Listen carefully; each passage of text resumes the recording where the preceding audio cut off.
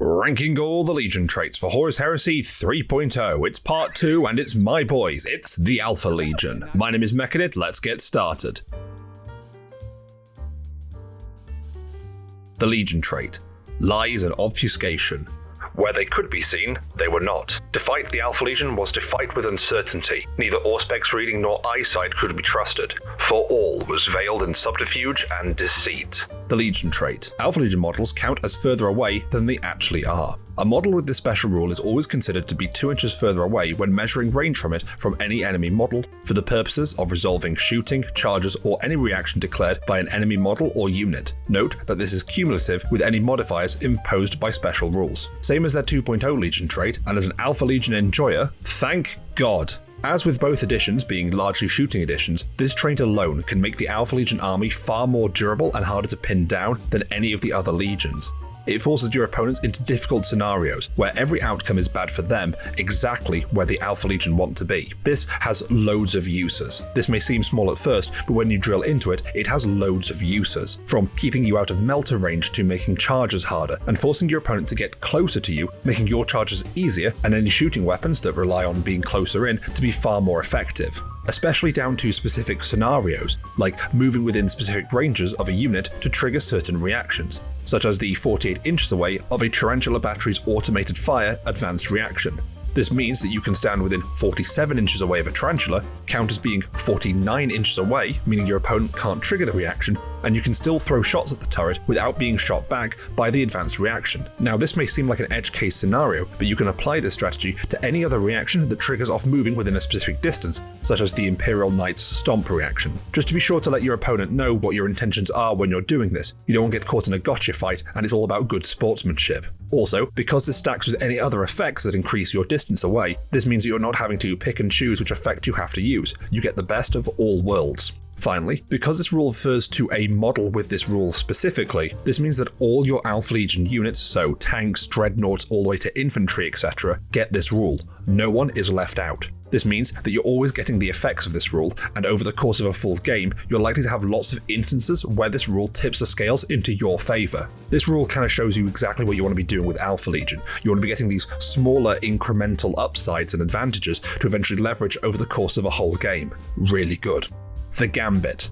I am Alfarius. When you select this Gambit, you reduce your opponent's combat initiative. If you select this Gambit, your opponent's model is set to initiative 1 until the end of the strike step. While unassuming at first, I think this is a really simple but really solid Gambit. Just being able to strike first and potentially kill your opponent before they have a chance to kill you can eliminate a lot of risks with challenges and makes the Alpha Legion units a lot more reliable when it comes to combats. Similar in effect to the Raven Guard's Gambit, anything that lets you get in a cheeky kill before your opponent has a chance to strike is excellent. And while the Raven Guard Gambit allows you to make a single pre-fight attack, this Gambit allows you to make your full set of attacks, which means you don't have to gamble everything on that one attack, and as such, it's a bit more forgiving.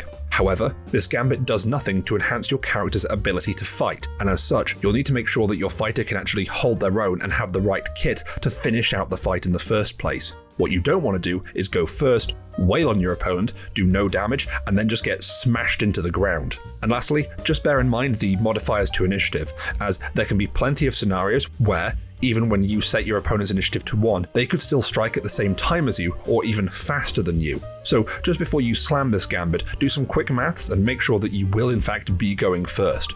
Do that and you should be fine.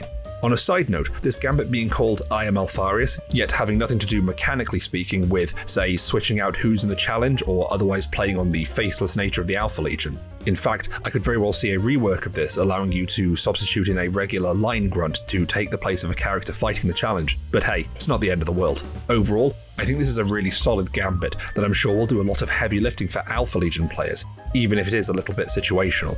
The Advanced Reaction. Smoke and Mirrors. This reaction changes the target number of precision hit tests made against the reacting unit. When a unit gets shot at, you can declare this reaction. Until the target unit's shooting has been resolved, shooting attacks with the Precision X special rule can only be inflicted on a hit test of a 6+. This is very specific and narrow, and honestly, kind of dull. For starters, it's entirely possible for an enemy army to contain no precision weapons, or any instances of precision-like effects. This would mean that this reaction is completely useless. Next, dropping precision hits to a 6+ is a decent way of protecting your characters, but it doesn't actually fully stop the precision shots, only limits them. Now it can help in this sniper duel matchup, but I can't see much use for this reaction outside of those very specific moments. Now don't get me wrong, it can be absolutely critical to potentially negate or at least severely hamper an otherwise deadly round of shooting from someone's snipers or assassins. However, I doubt how often those scenarios will come up, considering how low in volume the amount of shots precision weapons are often found in. I'd argue that this reaction is one of the biggest nerfs that the Alpha Legion have received from going into 3rd edition. It's not even remotely reminiscent of the fantastic 2.0 reaction, where it was one of the flashiest and most potentially impactful reactions in the game. However, I'll save that discussion for the comparison section. The additional detachment. The Headhunter Leviathan. Going from one of the best Legion-specific rights of war in the game to a detachment is a bit of a kick in the teeth, but hey, what is 3.0 if not that? Getting 2 elite slots for Seekers or Headhunters and 2 more for Recon choices is exactly what you want as an Alpha Legion player. Giving you more of those small, flexible, high-damage shooting squads is just what you need.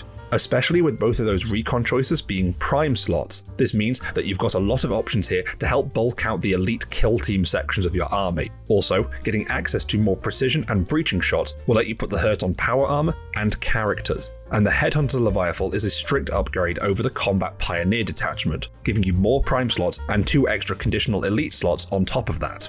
And if you're feeling funky, you can always take a Land Raider or 2 in this detachment and show your opponent the meaning of unconventional tactics, because when you look at this image, you always think tank. Overall, a good extra detachment.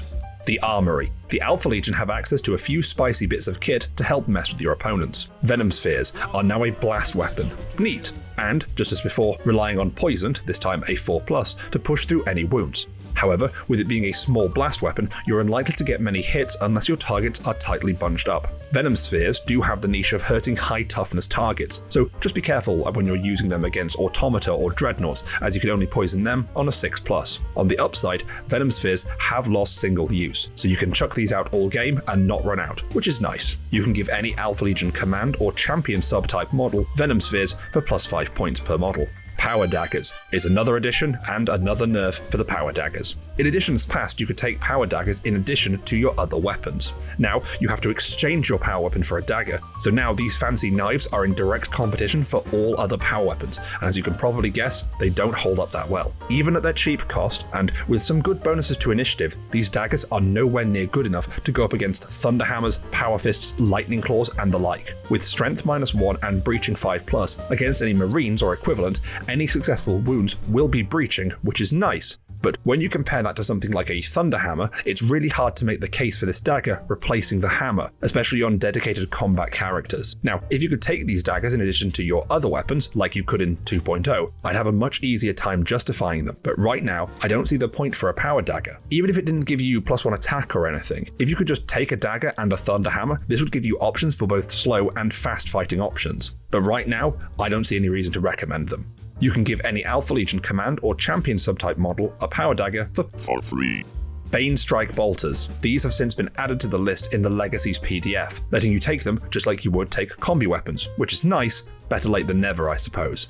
Bane Strike Bolters have a shorter range than regular bolters, but are rocking breaching. This can let you threaten Terminators and Artificer Armor infantry with a lucky roll, but with it only being on a 6+, it's not likely to come up all that often. I would see this as more of a cherry on top, rather than something to base your strategies around. You'll most often see these on Headhunters, and twinned with the precision shots that the Headhunters have, this lets you put your hits on specific characters, then fish for those breaching shots to assassinate those targets, which is pretty solid. Overall, the Alpha Legion Armoury is a bit sparse, especially without the Legacies PDF, and while not bad by any means, there's nothing in here which really gets me going, but by the same token, there's nothing in here which is really detrimental or bad. A 6 out of 10 at best.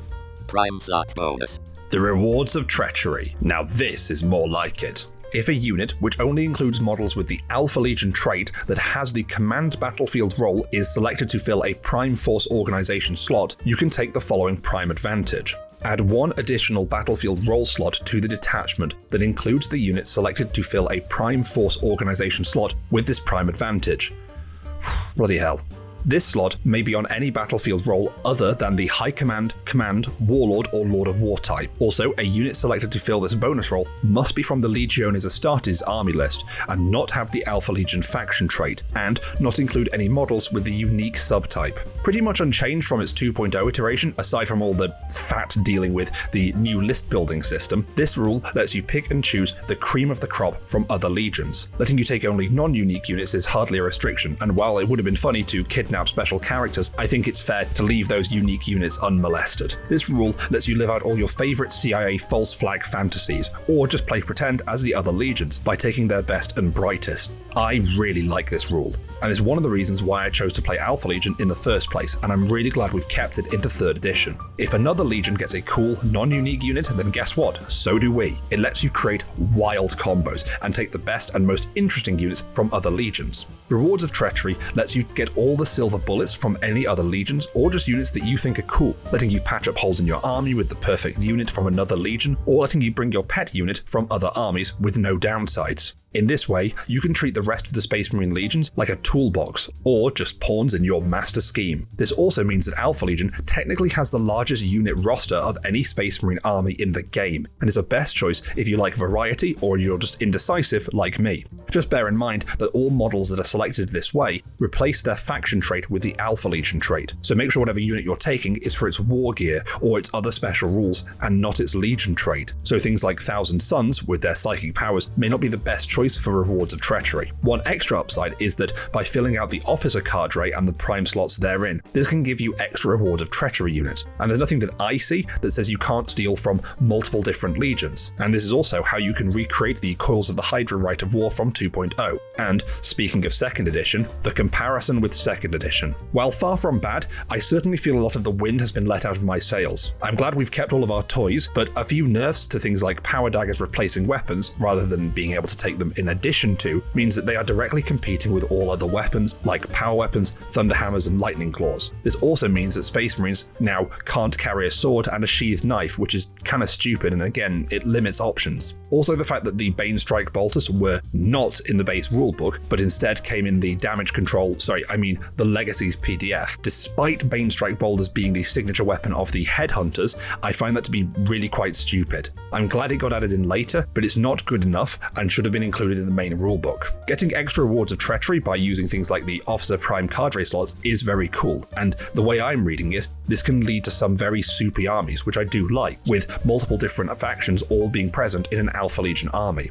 This can really encourage players to try out lots of other different factions and create some really creative armies. And the fact that we've kept our Legion trait, I very much like. Now, I want to make it clear that I'm probably a little biased to the 2nd edition Alpha Legion, having been all in on the Alpha Legion since I started playing Marines in 2nd edition. However, losing the 2.0 Smoke and Mirrors reaction is a massive hit for me, and the one that I'm really disappointed with. For me, it was one of the reasons for choosing Alpha Legion. That huge repositioning reaction has so many more uses than just hopping around cover to negate a round of shooting. Being able to use it offensively to set up a shooting attack or a devastating charge on an unsuspecting flank really rewards clever and unconventional plays, and losing that will greatly limit options on the tabletop. I find it to be a very confusing removal, as I can't remember any talk on any of the forums or anything that I visited, and I appreciate I'm speaking anecdotally here, about how broken it was or any other complaints about that specific part of the Alpha Legion's kit. For me, it was the perfect reaction for the Alpha Legion to vanish in a flash and reappear elsewhere to launch an attack on your opponent's soft underbelly, especially if you can bait your opponent into it. Letting you hop behind their lines felt so good and so on theme. And as a final note in comparison, it certainly feels to me like these rules are very wordy and complex, for not a lot of depth within the rule itself. For example, the Rewards of Treachery remains the same, but with the new and allegedly improved Force Organization rules, it's become far more wordy, and I don't find it to be particularly intuitive, especially for new players. Now, just to clarify,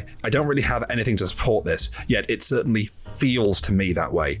Conclusion. For all the nerfs and tweaks from 2.0, I'm putting the Alpha Legion in a low S tier. While still very strong, mind you, even if the Alpha Legion have slipped a bit from their time of dominance in 2nd edition. And on that point, in a meta example, after 3 years of playing against the 2nd edition Alpha Legion and now we're into 3.0, I'd hazard a guess that most players are now wise to the Alpha Legion tricks. This means that you, as an operative of the Hydra, will have to think on your feet and come up with new strategies to confound our foes. I'd recommend taking another look at those units that can be taken with the rewards of treachery, as many units that were once powerhouses have been neutered or forgotten to bring their bolters over from last edition. Overall, while much of the Alpha Legion is unchanged, I find some of the changes to be needless and weird. Yes, the Alpha Legion was strong in 2nd edition, but for me that was largely down to the Legion trait and rewards of treachery, neither of which have been changed. Instead, the Alpha Legion has lost its awesome reaction and some utility in their war gear, which to me does not seem like the right thing to do if you wanted to nerf the Legion. So in short, still good, but not as good. Which Legion should we look at next?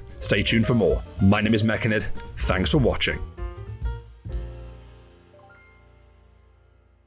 Especially with both of those recon choices, God damn it.